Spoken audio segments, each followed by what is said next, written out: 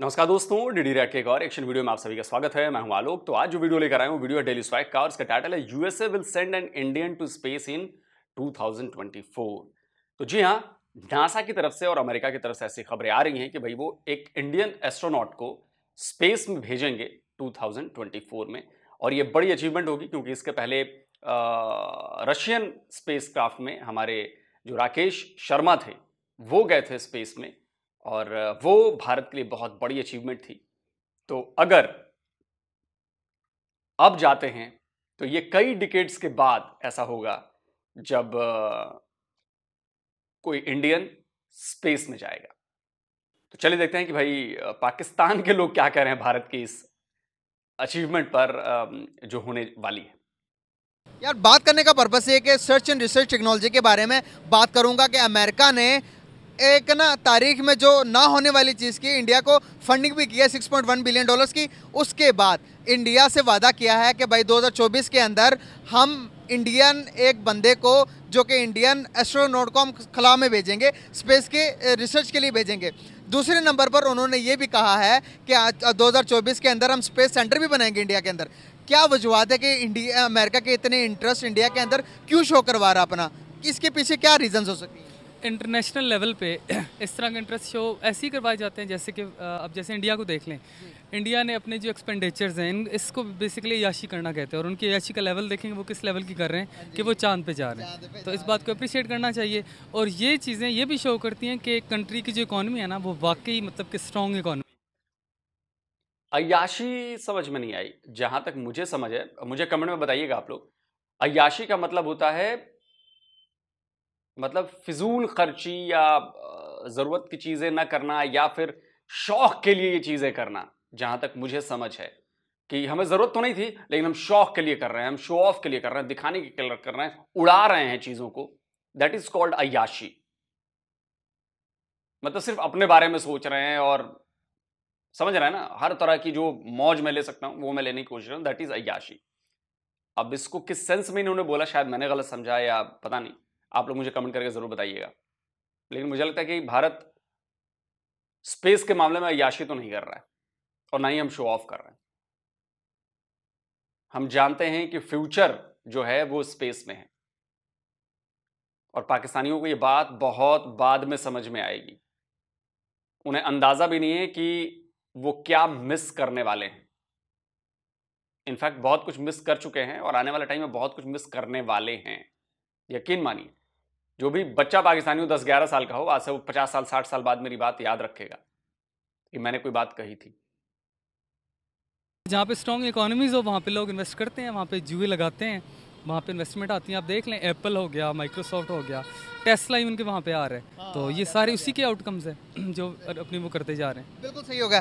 कैसे देखते हो आप एक space and research and technology के बारे में? अगर हम कंपैरिजन करें, पाकिस्तान को भी देखें, इंडिया को भी देखें, तो दोनों मुल्क कहाँ रिलाई कर रहे हैं इस टाइम, मौजूदा टाइम के? हमारी जो स्पार्क है वो माशाल्लाह आजकल प्लॉट्स लेने और देने वाला काम शुरू किया उसने। हालांकि उसका स्टार्ट बहुत अच्छा था। इवन की जो स्पार्को की हिस्ट्री है वो ISRO से भी पहले की है, लेकिन वहाँ पे फिर जो काबिल बंदे नहीं आए। आप देख लें वहाँ पे FA पास, BA पास, ये सारे अब मतलब कहते हुए डर भी लगता है, ये सारे जर्नलों को उन्होंने उसके ऊपर बिठाया हुआ है।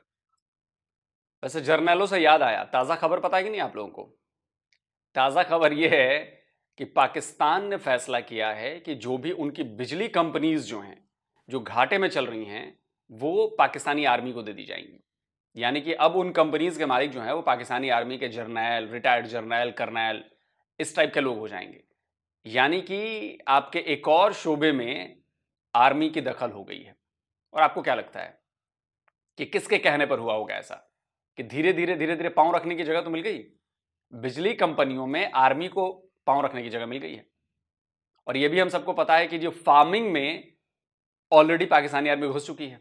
अभी ताज़ा खबर एक और आई थी जिसमें पता नहीं कहाँ का 10,000 एकड़ या पता नहीं कुछ ऐसी ज़मीनें जो थी वो पाकिस्तानी आर्मी को दी गई कि भाई आप फार्मिंग करो। मतलब पाकिस्तानी आर्मी भूखों नहीं मरेगी, वो अपना गेहूं चावल उगा के खा लेगी, बाकी किसी से मतलब नहीं है। आवाम जाए भाड़ में। आप समझ रहे हैं? अपनी भूख की गारंटी उन्होंने पूरी कर ली है कि भाई हमारे पास ज़मीन है, हम खेती करेंगे, अपना उगाएंगे, अपना खा लेंगे। आवाम की कौन सोचता है? कि वहाँ पे देख लें हमेशा क्वालिफाइड बंदा ही जो ISRO उसका हेड होगा। तो रिजल्ट फिर ऐसे ही होगा जैसे हेड ऊपर बैठा होगा। बिल्कुल सही होगा। चांद पर भी चला गया इंडिया, आपने जिस तरह से बताया कि वो रिसर्च करते हैं, वो चांद पे भी जाते हैं। एक दफ़ा गया, नाकाम हो गया, दूसरी मरतबा गया, ट्राई की, तीसरी मरतबा फुल टाइम कामयाब हुआ। हम मजाक उड़ाए नाकाम होने के ऊपर, क्या हम यही काम के लिए बचे हैं कि बस वो गया तो ठीक, नहीं गया तो हम यहाँ पर नाकाम, उसके खुशियाँ मनाएं कि वो नाकाम हुआ? एंटरटेनमेंट का लेवल होता है ना, हमारी एंटरटेनमेंट ये है कि अगला किसी के साथ कोई मिस हैप हो तो हम उसको देख के एंजॉय करें, क्योंकि हम खुद तो कुछ करने के काबिल है नहीं। और इसमें अब अगर कहें कि अवाम का कसूर है तो अवाम का कसूर फिर भी कम है। अवाम की ट्रेनिंग इस किस्म की गई है। ये तो जो बड़े ऑफिशियल जो आला अहदों पे बैठे हैं उनको सोचना चाहिए कि वो भाई किधर पहुंच गए और आप लोग क्या करते फिर रहे हैं। और बाकी अवाम उसने अपनी एम्बेरसमेंट को ख़त्म करने का यही तरीका होता है ना, अगले का मजाक उड़ाना शुरू कर दो, क्योंकि इसके लिए बहुत नहीं कर सकते तो बहुत गट्स चाहिए होते हैं कि सच को तस्लीम करें और उसके काउंटर में आप परफॉर्म करके दिखाएं। तो उससे ईजी है कि मजाक उड़ा लो, बात खत्म। लास्ट क्वेश्चन है, उसके बाद इजाज़त चाहूँगा आपसे, या आपको इजाज़त दूंगा मैं। क्वेश्चन ये है कि जो कि चाइना के अंदर से अभी इन्वेस्टमेंट अमेरिका की सारी उठकर इंडिया शिफ्ट हो रही है। इंटेल देख लो आप, उसके बाद टेस्ला देख लो, उसके बाद $3.5 बिलियन की इन्वेस्टमेंट जो है वो उठकर इंडिया चली गई है। कैसे देखते हो आप, क्यों जा रही है? आप देखें ना, जो इस टाइम जो सारा एशिया है उसका जो जायंट है वो कौन है, या चाइना है या फिर इंडिया इमर्ज होकर आ रहा है। और चाहे जो अमेरिका, उसके इंटरेस्ट कैसे मैच करते हैं इंडिया से, वो भी कैपिटलिस्ट इकॉनमी है, ये भी कैपिटलिस्ट इकॉनमी है। तो इस हिसाब से इंडिया उनको ज़्यादा प्रेफरेबल नज़र आ रहा है, वो इन्वेस्टमेंट करते जा रहे हैं। और दूसरे कि इंडिया की जो पॉलिसी है ना वो बड़ी न्यूट्रल है, चाहे वो कोल्ड वॉर ले लें आप, चाहे उसके बाद जो क्या कहते हैं जब भी कोई इश्यूज़ बने उन्होंने NAM साइन किया, नॉन अलाइन मूवमेंट, कि हम ना रशिया के साथ हैं अमेरिका के साथ है, बड़े वो न्यूट्रल होकर चलते आ रहे हैं। इसी हिसाब से हर कंट्री उनको देखती है कि हम यहाँ पे इन्वेस्टमेंट कर सकते हैं और कर रहे हैं। बिल्कुल सही। थोड़ा सा आप आगे आइएगा, आपसे मैं पूछूंगा कि स्पेस के बारे में, स्पेस टेक्नोलॉजी, स्पेस साइंस कितनी ज़रूरी है मौजूदा टाइम के अंदर? देखें, मौजूदा टाइम के अंदर टेक्नोलॉजी कोई भी है ना, स्पेस तो टेक्नोलॉजी का एक सेगमेंट है। वो ऐसे ज़रूरी है जैसे कि सुबह उठ के आपका मुंह धोना। हाँ, फॉलो करें। क्यों ज़रूरी है? हाँ, अच्छा क्वेश्चन है आपका। क्योंकि इस वक्त साइंस के बगैर किसी भी कौम का या मुआशरे का सर्वाइवल मुमकिन नहीं है। सर हम तो कहते हैं जहाद करेंगे हम। नहीं, हम तो नहीं कहते। साइंस के अलावा देखें, हम नहीं कहते। जो कह रहे थे वो भी अब अफ़गानिस्तान में मान के बैठे हैं कि नहीं, जहाद नहीं, टेक्नोलॉजी। अब देख लें, चाइना इन्वेस्टमेंट कर रहा है अफ़गानिस्तान में, कोई भी कर रहा है। मतलब देखें, हमें इंसान क्या कर रहा है, इंडिया कर रहा है। हमें बेसिकली इंसान की तरक्की चाहिए। हमें ये नहीं मसला होना चाहिए जी इंडिया क्यों कर रहा है या चाइना क्यों कर रहा है या अमेरिका क्यों कर रहा है। मतलब कोई भी करे, basically we want freedom, we want progress for humankind. अब मेरी इंग्लिश इतनी सी है बस, बाकी मैं ज़रा पंजाबी या उर्दू में आप कहेंगे तो मैं इजीली आपको बता दूंगा। अपनी लैंग्वेज के अंदर ही बंदे को अबूर होना चाहिए और प्राउड होना चाहिए कि भाई हमें अपनी जुबान बहुत अच्छी आती है। मैं फिर पंजाबी स्टार्ट कर लेना जी। अच्छा, फिर ठीक है। मतलब अगर आप अपनी ज़ुबान की बात करें। अच्छा, अब आप क्वेश्चन कर रहे थे स्पेस साइंस पे। अच्छा, स्पेस साइंस पे पाकिस्तान में एक इदारा है, आपने देखा होगा कनार रोड पे, हाँ, स्पार्को। उसका किसी दौर में होल्ड था डॉक्टर अब्दुल सलाम साहब के पास, जो पाकिस्तान के वाहद गोल्ड में नोबेल प्राइज़ होल्डर है। तो उस दौर में आप देख रहे हैं कि वो उनके साथ क्या किया, उनकी चढ़ाई कैसी थी स्पार्को की। और उसके बाद देख लें स्पार्को में जो आपने अपने बरगजीदा बंदे बिठाए हैं उनके साथ देख लें कैसा है। और दूसरी तरफ पहले, हाँ, टेक्नोलॉजी पे आप बात कर रहे थे, आगे मैं सुन रहा था। इंडिया में पहले वज़ीर तालीम थे मौलाना अबुल कलाम आज़ाद साहब, मुसलमान थे। तो उन्होंने एक स्टार्ट किया था अदारा, इंडियन इंस्टीट्यूट ऑफ टेक्नोलॉजी। 1958 तक उसकी तकरीबन 50 से ज़ायद शहरों में उसकी ब्रांचें बन गई थी। उसका रिज़ल्ट जो आया वो अभी 40 साल के बाद आया, जब वहाँ पे टेक्नोलॉजी शिफ्ट हुई है। अभी आप लोग कहते हैं जी वो माइक्रोसॉफ्ट का जी CEO वो इंडियन बन गया जी, गूगल का CEO, यूट्यूब का CEO, और जितनी बड़ी बड़ी IMF का उसका जो चीफ है वो, उसके बाद जो वर्ल्ड बैंक जिससे कर्जा लेते हैं भाई, कितने के 90 से ज़्यादा कंपनीज के, अमेरिकन कंपनी के CEOs इंडियन है। और देखिए उसकी वजह ये है ना कि टेक्निकली उनको स्ट्रॉन्ग किया गया है। अच्छा, जब वो लोग इंडियन इंस्टीट्यूट ऑफ टेक्नोलॉजी बना रहे थे ना, तब हम अफ़गान जिहाद में बिजी थे।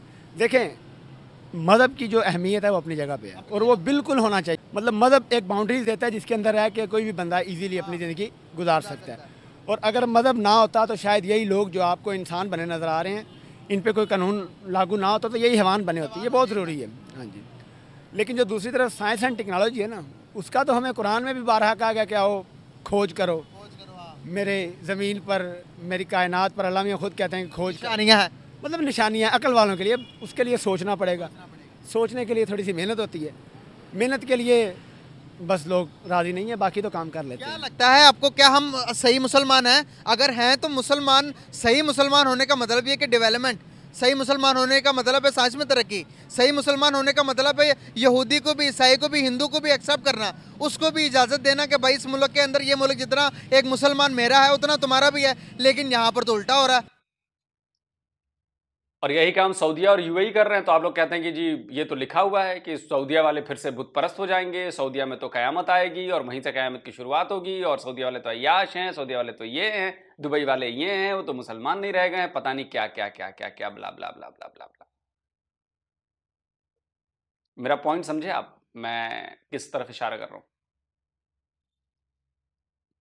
मैं ये कहता हूं ना, ये इतनी कॉन्ट्राडिक्टरी बातें हैं ना आपके में, इतनी ज्यादा। आप एक तरफ यही, मैं नहीं कह रहा, ये कह रहे हैं कि जो लिखा है कि जी खोजो, ढूंढो, साइंस, ये वो, ऐसा वैसा, और दूसरी तरफ यही काम जब अभी आपने इन्हीं की बातें सुनी ना, वही काम जो सऊदी और दुबई वाले कर रहे, तो आप करेंगे नहीं जी वो तो गद्दार हो गए हैं इस्लाम के।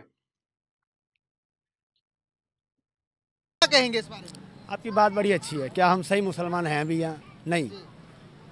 तो मुसलमान सारे ही सही होते हैं। अच्छा, क्योंकि किसी का भी जो नज़रिया है ना, वो उसे गलत नहीं मानेगा, वो ठीक ही होता है बकौल उसके। के बाद इस्लाम कंटेमिनेट होता है जब ये आता है हमारे नाम नेहाद मुल्ला के हाथ में, फिर वो जिधर चाहता है इस्लाम उधर चलता जाता है। और अब जो चलते चलते उसकी हालत इतनी बिगाड़ चुका है कि अब भी हैं ठीक बंदे, उसके लिए भी बात मेरी वही है कि आपको फिर से मेहनत ही करना पड़ेगी उसकी तरफ आने के लिए। तो वैसे बहुत अच्छी तरह से इन्होंने एक्सप्लेन किया कि भाई किस तरह से किन को फॉलो करना चाहिए, इस्लाम क्या है और हम क्या फॉलो कर रहे हैं, हम कैसे मुसलमान हैं। बहुत अच्छी तरह इन्होंने एक्सप्लेन किया, और science and research and technology को भी इन्होंने बहुत अच्छी तरह एक्सप्लेन किया। Thank you so much bro, very nice to talk with you. बात करने का पर्पस ये कि नासा के बारे में तो आप लोगों को पता ही है। नासा ने ये कहा है कि 2024 के अंदर एक इंडियन जो एस्ट्रोनॉट को हम खला में भेजेंगे, स्पेस के अंदर भेजेंगे। तो उसके लिए वो स्पेस सेंटर भी बनाने लगे हैं, स्पेस सेंटर इंडिया के अंदर बनाने लगे हैं। इसके अलावा भी अमेरिका की बड़ी बड़ी कंपनी शिफ्ट हो रही हैं चाइना टू इंडिया। इसके अलावा अगर मैं बताता चलूँ तो 1.6 बिलियन डॉलर्स की फंडिंग की है तारीख में पहली मरतबा अमेरिका ने इंडिया को। क्या कहना चाहेंगे कि इस तरह से कितने अमेरिका के इंटरेस्ट इंडिया की तरफ क्यों होते जा रहे हैं, इसके बारे में क्या कहेंगे आप? सिंपल सी बात है, इंडिया एक लार्जर मार्केट है। डेमोक्रेसी अब से नहीं, शुरू से है हमारे, ऑन एंड ऑफ फ्रॉम जब से पाकिस्तान आज़ाद हुआ है रहा है। ठीक है ना, आप देखें ना, मिलिट्री भी हुआ है, डिक्टेटरशिप भी हुई है। हम लोगों ने from Inception of Pakistan democracy को तो चांस दिया ही नहीं, मिला भी नहीं है। ठीक है, लेकिन अब नई दुनिया है। सिंपल सी बात है, मार्केट जहाँ होगी, अमेरिका की market for a lot of reason China का काउंटर करने के लिए वहाँ जा रहा है। दूसरी बात यह है कि ज़ाहिर है उसकी आबादी हमसे 3 गुना ज़्यादा है, तो उसकी मार्केट है। डॉलर रूल, सिंपल सी बात है, जहाँ आपका प्रोडक्ट बिकेगा ज़्यादा या आप समझते हैं वहाँ जो बंदा जाएगा। आपकी क्या राय है इसमें? मेरे ख्याल में वो मुसलमानों पे अपनी डोमिनेशन कायम करना चाहते हैं, मेरा तो यही ख्याल है। मुसलमानों इसके अलावा मैं और कोई नहीं कहना चाहता। हाँ सर, हम इतने अनसिक्योर क्यों हैं? दुनिया में अगर देखेंगे तो हमारा मजहब सबसे ज़्यादा फैले जाने वाला मजहब में से है। अगर आप देखेंगे हम हर एक मजहब को काटते हुए आ रहे हैं और दुनिया के आगे सुनू। मतलब अगर नासा किसी इंडियन एस्ट्रोनॉट को स्पेस में भेज रहा है तो इसमें मुसलमानों के ऊपर डोमिनेंस की क्या बात आ गई? क्या किसी ने रोका है मुसलमानों को स्पेस में जाने से? क्या किसी ने रोका है मुसलमानों को साइंस एंड टेक्नोलॉजी में डेवलप करने से? क्या किसी ने रोका है मुसलमानों को कि आप स्पेस एजेंसी मत बनाओ? ओ सॉरी, मैं तो भूल गया। हाँ, मुसलमानों ने खुद ही रोका है। वो तो कहता है कि हमें साइंस ही नहीं चाहिए, हमें तो मदरसे चाहिए। हमें क्या करना है साइंस से? हमें क्या करना है साइंस से? और ये मैं नहीं कहता भाई, शायद इन्हीं के शो में या किसी और पाकिस्तानी रिएक्शन के शो में, मुझे तक याद है कि शायद पता नहीं किसके शो में, शायद इन्हीं के शो में वो मौलाना बोल के गया। और ऐसी सोच बहुत ज्यादा है पाकिस्तान में, यकीन मानिए। और सिर्फ पाकिस्तान में नहीं, पूरे मुस्लिम उम्मा में, कि हमें साइंस से क्या मतलब है। हमें साइंस से कोई मतलब नहीं, साइंस को कुछ नहीं पता। सुनिए, कैसे देखते हैं, साइंस या फिर जहाद? जहाद इंशाल्लाह। जहाद इंशाल्लाह। आप कैसे करेंगे जब तक साइंस में तरक्की नहीं करेंगे, जहाद होगी? साइंस की तरक्की, हमें साइंस की तरक्की नहीं चाहिए। अच्छा, इस पूरी पाकिस्तान का जो हल है ना, सिर्फ जिहाद है। जिहाद ही से सोमनाथ का मंदिर फतह हुआ, जिहाद ही से मक्का फतह हुआ है। जहाँ मक्का फतह हो सकता है, पाकिस्तान का निज़ाम नहीं ठीक हो सकता। सुन लिया आपने? तो भाई जो कौम कहती है कि हमें साइंस पढ़ना ही नहीं है, जहां के मौलाना ये सिखाते हैं कि भाई मेरे अपने चांद और वो सूरज थे, वो स्विच दबाता था और जल जाते थे और बंद हो जाते थे, जहां पे मुल्ला ये सिखाता हो अपने मदरसे में कि धरती साकिन है, घूमती नहीं है, उससे और क्या अपेक्षा रख सकते हैं हम? नंबर 1 में भी जा रहे हैं मजहब के लिस्ट में, 2030 या 40 तक दुनिया का पहले नंबर पर आ जाएगा इस्लाम। लेकिन फिर भी हम इतने इनसिक्योर हैं मजहब को लेकर, क्या कहेंगे? क्या ये सारी मजहब को गिराने के लिए काम हो रहे हैं कि वो स्पेस एंड सर्च टेक्नोलॉजी में इंडिया चांद पर चला गया, $5 ट्रिलियन की इकॉनमी बना ली? क्या कहेंगे? नहीं, बिल्कुल नहीं। देखिए, सिंपल सी हम कहते हैं इस्लाम सबसे ज़्यादा तेज़ी से फैलने वाला दीन है, लेकिन अफसोस की बात यह है कि हम मुसलमान इकट्ठे अब तक नहीं हो सके, जिसकी हमारी है, गलती हमारी है। अमेरिका और इंडिया पे डाल रहे हैं वो। सिंपल सी बात है, हम अपना घर पहले ठीक करें फिर दूसरों को देखें। हम लोग एकदम नहीं है, हम लोग हम यूनाइटेड नहीं है। हम दूसरों को हम क्या ब्लेम करें? हम अफसोस की बात है अब ये चीज़ होगी कि इस मस्जिद में ना जाओ, उस मस्जिद में ना जाओ, ये फ़िरका वो फ़िरका। यार, हमारे नबी पाक ने ऐसी कोई चीज़ नहीं हमें सिखाई। बिल्कुल, हमें मुसलमान हैं, हम मुसलमान हैं, दैट्स इट। जिस दिन हम लोग ये रियलाइज़ करेंगे उस दिन हम उठ खड़े होंगे। क्या कहेंगे अंकल? पैसे, एक मिनट, पैसे और पावर के लिहाज से, आज इकोनॉमिकल लिहाज से कौन सा मुल्क ज़्यादा मजबूत है? क्या हम इंडिया को डिफेंड कर सकते हैं? क्या हम इंडिया का मुकाबला कर सकते हैं आईटी के अंदर? अगर मैं बात करूं स्पेस के अंदर, अगर मैं बात करूं इकोनॉमिकल लिहाज से, जीडीपी के लिहाज से, क्या हम इंडिया का मुकाबला कर सकते हैं? नहीं, नहीं कर सकते हम। अमेरिका और चाइना इस लिहाज से मजबूत है और हम बहुत पीछे हैं।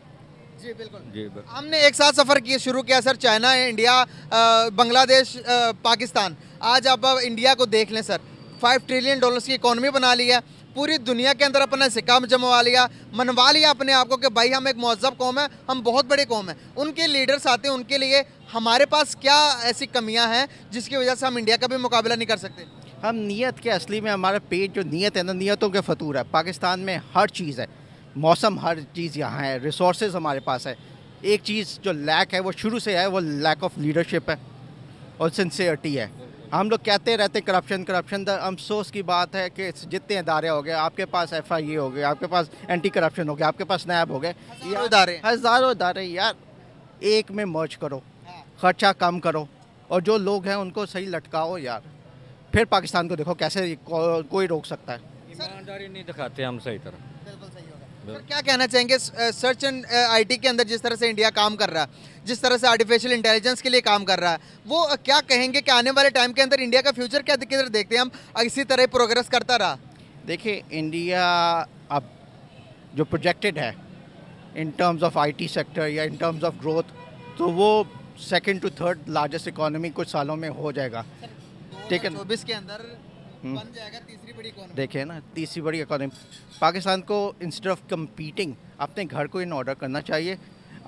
Let me just say Brunei छोटा सा, ये बहुत बड़ी बात कही उन्होंने, और मैं ये बात कई वीडियोस में कह चुका हूं कि पाकिस्तान को compete करना, देखिए यही फर्क है। लोग कहते हैं कि जी चाइना चाइना, हम चाइना से compete नहीं कर रहे, हम अपने आप को ठीक कर रहे हैं, हम अपने आप के लिए काम कर रहे हैं। हमें नहीं मतलब है कि चाइना कहां जा रहा है, हम अपने आप को बेहतर कर रहे हैं। फर्क है, चाइना को देख के हम कुड़ते रहें, चाइना को नीचा गिराने की कोशिश करते रहें, चाइना को दबाने की कोशिश करते रहें। अरे क्यों करना है? चाइना भी अपने लोगों के लिए काम कर रहा है, वो आगे बढ़ रहा है, हम भी अपने लोगों के लिए काम करेंगे, हम अपनी ऐसी पॉलिसीज लेकर आएंगे जिससे हमारे देश का फायदा हो, हम आगे बढ़ें। हमें कंपटीशन क्यों करना है चाइना से? हमारा कंपटीशन हमारे अपने से है, सिर्फ खुद से है कि पिछले साल हम जहां थे हमें उससे बेहतर परफॉर्म करना है। चाइना क्या कर रहा है, अमेरिका क्या कर रहा है, उससे हमें मतलब नहीं है। हम अपने आप को कैसे ठीक कर सकते हैं? हां, अगर इसमें चाइना और अमेरिका की पॉलिसीज से कुछ सीख लेकर हम करना चाहते हैं, वो बेहतर चीज है, वो करनी चाहिए और कर रहे हैं। साथ ही अपनी पॉलिसीज लगा रहे हैं, हम उसमें अपना लोकल टच दे रहे हैं, तभी तो आज ग्रो कर रहे हैं। लेकिन पाकिस्तानी हमेशा दुश्मनी में, नफरत में मरेंगे। अच्छा, इंडिया आगे बढ़ रहा है, टांग खींचने की कोशिश करो, इसमें ये कराओ, उसमें वो कराओ। हम नहीं करते कभी। हम अपने आप को बेहतर कर रहे हैं। सिंगापुर छोटा सा मुल्क है, ताइवान, हांगकांग छोटे छोटे से है, लेकिन उनका जीडीपी देख लो। पाकिस्तान बेशक छोटा है, लेकिन हमारे पास पोटेंशियल बहुत है, प्रोवाइडेड हम उसको सही तरह इस्तेमाल करें। हम लोग किसी से कम नहीं है। हमारे यही लोग सर्दी हो गर्मी हो, गर्मियों में सर्दियों में जाके सड़कें एक एक रात क्या बना देते हैं। हमारे पाकिस्तान नहीं बनाते, कोई और नहीं बनाता, मेहनती कौम है। All we need is a proper direction, nice leadership. Pakistan को कोई नहीं रोक सकता, सिंपल एज दैट। सर ये लीडरशिप को हम वेट करते करते 76 साल गुजर गए, अभी तक हमारे पास कोई लीडर नहीं आया। हमने बीच में बहुत सारी गलतियां भी की। 71 में हमारे से हमारा, जिसे हम कहते थे हमारी शार आ गया, हमारा अटूट अंक है, बांग्लादेश भी हमसे अलग हो गया। सर हम खामियां गलतियां क्यों, अपने गलतियां भी करते हैं और गलतियों पर डट भी जाते हैं, गलतियां भी नहीं मानते। हम कहते हैं हम सबसे अब बहादुर हैं, हम सबसे पावरफुल हैं। जब हमारे अंदर मैं या हम ख़त्म हो जाएगा ना, और हम सब कलेक्टिवली हो जाएंगे कि यार हम सब एक हैं, उस दिन आप ख़त्म हो जाएगी ये सारी चीज़ें। जब तक हम यूनाइट नहीं होंगे, यार छोड़ दो, ये पठान है, ये सिंधी है, ये बलोची है, बाहर आ जाओ, पाकिस्तानी बनो यार। कोर्ट और फौज सही हो जाए तो सब कुछ सही हो जाएगा। अच्छा, हाँ, बिल्कुल एग्री करते हैं। बिल्कुल एग्री करते हैं वो यार। अल्लाह करे कि हम लोग जल्दी से एक हो। जहाँ इंसाफ होता है तरक्की उधर होती है। इंसाफ सर, आपको नहीं लगता कि कहीं ना कहीं हमें अपने पड़ोसियों के साथ हालात बेहतर कर लेने चाहिए, अपने हमसाइयों के साथ, इंडिया के साथ रिलेशन बेहतर कर लेने चाहिए या नहीं? आज के ये टाइम वॉर का है या दुश्मनियां रखने का है या ट्रेड करने का टाइम है? यार देखिए, अगर आप सऊदी अरब की भी मिसाल देखें, वो इसराइल के साथ तस्लीम ऑलमोस्ट करने लगा था। यूएई ने तो कर लिया है, ठीक है ना, ऐसे फारसी ताल्लुकात हैं, ठीक है। अब कश्मीरियों को भी उनका हक मिलना चाहिए, पैलेस्टाइन को भी उसका हक मिलना चाहिए, ये तो फैक्ट है। लेकिन हम लोग, ये भी फैक्ट है कि बलूचिस्तान वालों को भी उनका हक मिलना चाहिए। ये भी फैक्ट है कि बलूच को भी जो वो डिमांड कर रहे हैं वो डिमांड मिलनी चाहिए, है ना। आवाज़ उठाए उनके लिए। जब हम लोग यूनाइटेड फ्रंट पेश करेंगे तो उनके लिए आवाज़ कर पाएंगे, जब तक नहीं करेंगे तो वो हम सॉरी इसी तरह एक दूसरे की हेल्प लेनी चाहिए लाजमी, ये अच्छी बात है। हेल्प लेनी चाहिए और पॉजिटिव हेल्प लेनी। अगर हम मौजूदा टाइम के अंदर हम कश्मीर पिट तो रहे हैं, लेकिन हमारी उतनी वैल्यू है नहीं, दुनिया हमें मुंह नहीं लगाती, दुनिया हमारी बात सुनती नहीं है। आपको नहीं लगता कि पहले उस काबिल हो जाए, कश्मीर को लेने के काबिल हो जाए? मुल्क के हालात इस टाइम, हम कर्जे में डूबे हुए हैं, अभी फिर IMF के पास हम जा रहे हैं और हम UN के पास जाएंगे कि भाई कश्मीर हमें, तो इंडिया कहेगा कि भाई वहाँ पर क्या हो रहा है, इंडिया ने पूरे कश्मीर को डेवलप कर दिया। 370 के आर्टिकल के बाद आप कश्मीर की पूरी आप वो निकाल के देखिए, इंफ्रास्ट्रक्चर देखिएगा, आप हैरान रह जाएंगे। वो कहेगा भाई UN के अंदर कहेगा मैंने ये किया, आपने क्या किया? हमारे वहाँ पर कश्मीर में तो धरने हो रहे हैं, हमारे कश्मीर में तो आटे के लिए लाइनें लगी हुई हैं, चीनी के लिए लाइनें लगी। इन सब के बावजूद क्या वो हमारे पास आना चाहेंगे इंडिया को छोड़कर? देखिए, जहाँ तक आज़ादी की बात है, इंडिया में आज़ादी की बात है, इंडिया में मुसलमानों को ओवरऑल फ्रीडम नहीं है। आप अगर गाय ज़िबा कर दें या कोई भी काम कर दें, जबकि मुनाफकत की ये हद है, बिगेस्ट एक्सपोर्टर इंडियंस ही हैं गाय के। मिडल ईस्ट में मार्केट देख लें, वो अपनी काउज, अपनी बफेलोज वहाँ भेजते हैं। मुसलमानों को क्यों ऐसे कर रहे हैं? एक बात है सर, अगर गाय उनके लिए महज़ब है, हमें इस्लाम ने ये तो नहीं कहा कि तुम गाय ज़िबा करोगे, तुम गोश्त खाओगे तब भी तुम अच्छे मुसलमान होगे। सर मैं गोश्त नहीं भी खाऊंगा, मैं फिर भी मुसलमान हूँ, आप नहीं खाएंगे फिर भी। अगर एक को बुरा लगता है, माशरे में जिस चीज़ से इंतशार फैल रहा है उस चीज़ से परहेज़ करो। इस्लाम भी तो ये कहता है कि तुम अगर किसी को बुरी लगती चीज़ तो उसके सामने ना करो। एक दूसरे का एहतराम करना चाहिए, इस बात में मैं एग्री करता हूँ। उनकी भी गीता जो उनकी किताब है, होली किताब जैसे हमारी कुरान है, उसमें भी एक ही खुदा का जिक्र है। टॉलरेंस उन्होंने भी, उन्हीं को भी प्रीच होती है, हमें भी होती है। या लिव एंड लेट लिव, मिल बैठ के रहो। ये नहीं है कि एक दूसरे को मार के क्या पेश हुआ अब तक। सर आप पढ़े लिखे लग रहे थे, अभी तक अच्छी बातें कर रहे थे, लेकिन आपने गजब बात कर दी। आपने भी वही बात करी जो एक नॉर्मल साधारण अनपढ़ पाकिस्तानी करता है। भारत में मुसलमानों पर जुल्म होता है। गाय वाला मसला फिर से लेकर आ गए। क्या हम आपके यहां आकर सूअर काट सकते हैं? मैं आपके घर के सामने आकर सूअर काट दूं? बताइए। या घोड़ा काटूं? घोड़े को आप लोग बड़ा वो मानते हैं ना, पता नहीं घोड़ा आप में हराम है कि हलाल है, आई डोंट नो। दूसरी बात, आपने कही कि गीता में लिखा है, ये गीता में लिखा, आपने गीता पढ़ी है या गीता के बारे में सिर्फ जाकिर नाइक से सुना है या किसी और से भी सुना है?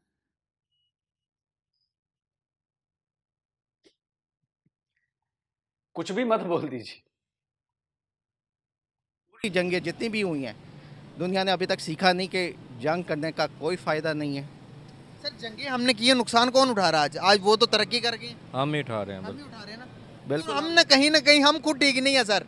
अगर आप देखेंगे एक्सट्रीमिस्ट हमारे यहाँ पर भी, अभी कश्मीर के अंदर एक मंदिर है, पुराना मंदिर है जिसकी हिस्ट्री आपको हज़ारों साल लगा लें, उसको भी डिमोलिश करके हमारी गवर्नमेंट ने कहा कि वहाँ पर कॉफ़ी शॉप बनाएंगे। किसी की इबादत गाँव को तोड़ना होना चाहिए, नहीं होना चाहिए, बिल्कुल। इस्लाम में बिल्कुल नहीं है। कराची के अंदर 2 मंदिर डिमोलिश हुए। गलत बात है, गलत बात है। जब फतह मक्का हुआ, हुज़ूर सल्लल्लाहु अलैहि वसल्लम ने सबको कहा किसी को जो अपने घर के अंदर हो जाए, जो है हथियार डाल दे, किसी को तंग ना करो, किसी को मारो नहीं। तो यार हम लोगों का सबसे बड़ी एग्जांपल नबी पाक की, हम लोग क्यों नहीं उनकी एग्जांपल फॉलो करता है? फॉलो छोड़िए, वीडियो खत्म करता, अब ज्यादा नहीं बोलूंगा। अच्छा, आप लोग कहते हैं कि फॉलो नहीं करते। क्यों फॉलो नहीं करते? आप लोग छुपाते हैं चीजों को। लेकिन अब जो है ना, अब ट्रांसलेशन हो गई है, अब दुनिया भर उसको पढ़ के उसमें से चीजें निकाल रही है और आ रही है सामने। अच्छा, ये बताइए, जो अल अक्सा मस्जिद है वो किसके ऊपर बनी है? आप बताइए, जाकर हिस्ट्री पढ़िए, किस चीज को तोड़कर उसके ऊपर बनाई गई, किसके ऊपर बनी है वो? इसकी हिस्ट्री पढ़ लेंगे, आपको समझ में आ जाएगा कि मैं क्या कह रहा हूं। और ये आप लोग झूठ बोलते हैं। नहीं तो बाबर ने हमारा मंदिर क्यों तोड़ा होता? हजारों लाखों की संख्या में हमारे मंदिर क्यों तोड़े गए? उनके ऊपर मस्जिदें क्यों बनाई गई?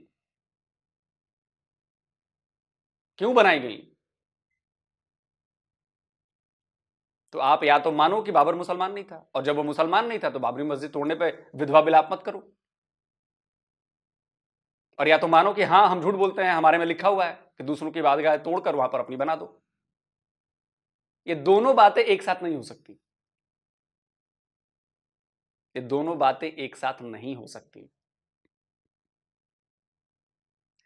अच्छा, चलिए जी, टॉपिक कुछ और था, पता नहीं कहां चले गए। और ये भाई साहब तो जो थे आखिर वाले, ये मुझे लग रहा है कि ये पाकिस्तान में रहते भी नहीं है, शायद ये पाकिस्तान के बाहर रहते होंगे, इनके लहजे से लगा मुझे। लेकिन इसके बाद भी बुद्धि जो है वो इनमें बेसिक जो है वो वही है जो आम एक पाकिस्तानी की है। हम बात कर रहे थे स्पेस साइंस की और स्पेस में भेजने की। देखिए, भारत खुद प्लान कर रहा है। आप पिछले कुछ टाइम से अगर इसरो को फॉलो कर रहे हैं तो आप देखिए, हम मार्स पर पहुंचे, हम चंद्रयान 3 गए, चांद पर पहुंच गए। हमारा एस्ट्रोनॉट पिछले 2-2.5 साल से ट्रेनिंग ले रहे हैं, गगनयान लॉन्च करने वाले हैं, उसकी तैयारियां चल रही हैं। हम पहले अनमैन्ड मिशन भेजेंगे, फिर शायद ह्यूमनॉइड मिशन भेजेंगे, फिर हम ह्यूमंस को भेजेंगे, फिर हमारा और भी बहुत बड़े बड़े प्लान हैं, फिर हम स्पेस स्टेशन बनाने वाले हैं। तो बहुत सारा काम चल रहा है। दूसरी बात रही कि जी स्पेस टेक्नोलॉजी से फायदा क्या होता है। मैं आपको फायदा बताता हूं। आज भारत ने अपना जीपीएस सिस्टम बना लिया, दैट इज स्पेस टेक्नोलॉजी। उस जीपीएस से, नाविक नाम है उसका, उस जीपीएस से फायदा ये होगा कि हम अपने लोकल और अपने आसपास के जो हमारे देश हैं, पड़ोसी देश हैं, हम उनको भी जीपीएस सर्विसेज प्रोवाइड करा पाएंगे बहुत ही एक्यूरेसी के साथ और बहुत सस्ती दरों पर। ठीक है, पहली बात। दूसरी बात कि इसका फायदा हमारी सेनाओं को होगा कि हमें नेविगेशन के लिए या तो रशिया या फिर अमेरिकन सैटेलाइट्स पर डिपेंड नहीं होना पड़ेगा। नेविगेशन का इतना बड़ा फायदा है। 4 ही 5 कंट्रीज हैं, चाइना है, अमेरिका है, रशिया है, इंडिया है, शायद यही है, एक आध और हो सकता है, मे बी, ध्यान में नहीं आ रहा। इसके अलावा जो रिमोट सेंसिंग सैटेलाइट्स हमने भेजे हैं उनसे फायदा होता है हमारा, हम कितनी चीजें हम करते हैं। इसके अलावा जो वेदर के लिए हमने सैटेलाइट्स भेजे हैं उनसे हमें पता चलता है कि तूफान आने वाला है, तूफान कब आने वाला है, समंदर में टाइड कब आने वाले हैं। इनफैक्ट कई ऐसे सैटेलाइट्स हैं जिनसे पता चल रहा है कि मछुआरों को कहां भेजना चाहिए कि जहां पे मछलियां ज्यादा मिलेंगी। पता है आपको? ये फायदा है स्पेस टेक्नोलॉजी का।